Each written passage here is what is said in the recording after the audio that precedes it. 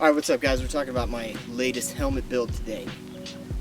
This is a level 3A Viper ballistic shell. Got this on MOS Tactical for about 90 bucks plus 30 shipping. So it's still a good budget build helmet. You've seen me wear helmets in the past. I've had this one for a couple of years now. This is built from a DH-31B combat vehicle crewman helmet. Again, level 3A. What I did to build this one was just buy the shell, and then I bought an airsoft SF high cut helmet, and all the rails, the padding, the shroud, everything fit right into this guy. I had to do a little more work with this helmet. I had to buy everything separately. So the rails are FMA airsoft replicas. The pads, same thing, replica from an airsoft company. Wanted to get a helmet that fit a little better and was a little bit more shaped around doing stuff like mounting iPro or night vision or something like that. So I settled on the ACH. I think all in, somewhere around 400 bucks. So still a good margin below the $1,500 ballistics that you would buy straight from the factory. I have some Howard Light ear protection, which we're still working out the kinks of how to get it really snug to my ear, but I think it's not a bad setup.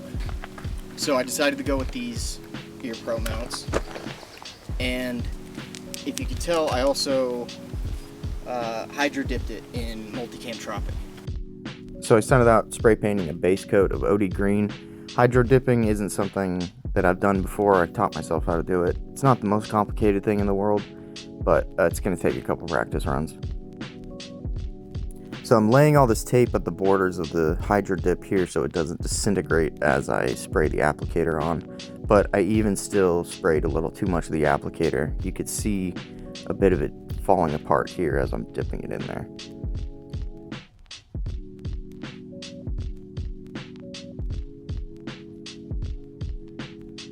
So after rinsing off all the film, I let it dry out for a while and then clear coated it with a 2K matte. This stuff has hardener in it, so you can mix it together and then it gives you kind of the best clear coat you can get without airbrushing. So I'm bolting in the rails here with the OC dial, then we're going to put the NVG shroud on, and then it's time for Velcro.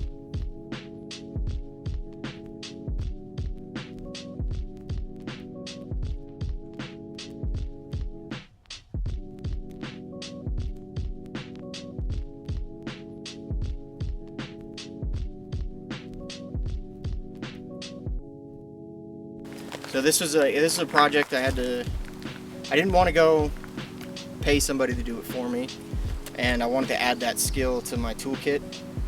It took a lot of practice. If you want to get into hydro dipping, have a couple things to do before you do the thing you actually want to do.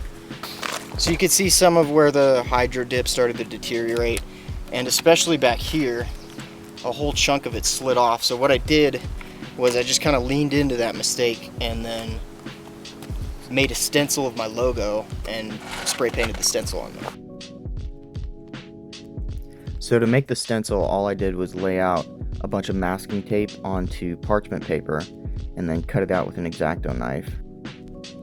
Then once it was set up, I spray painted it with the same OD green that I used for the base coat, and then threw another layer of clear coat on top.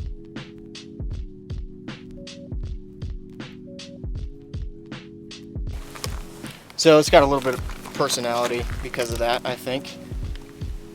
Yeah, I mean, it was a pretty fun process. If you're into like building shit and putting stuff together, some people aren't like that, but if you like working with your hands, this is a fun project to start. I think MOS still has a bunch of these shells on their website, and when they're gone, they're gone. But finding an ACH high cut helmet isn't the hardest thing. You're going to pay around 100 bucks for it, maybe a little more. When it comes to ballistic protection, you're rated just as high as an Ops Corps or a Team Wendy, and I think it's a pretty good option. So thank you guys for coming and watching. If you have any questions, I'd be happy to answer anything. I thought this was a pretty fun project. If any of you guys are interested but don't want to do this build yourself, maybe hit me up in the DMs on Instagram. I'd be happy to put one together for you. We can work something out. Other than that, hit the like, hit the subscribe. I appreciate you guys hanging out, watching this video. Check my other socials. I got TikTok and Instagram, as well as my store, Shooter's Preference. You can find my standalone store or my Etsy shop. You guys are the best for making it to the end of the video, and we'll catch you next time.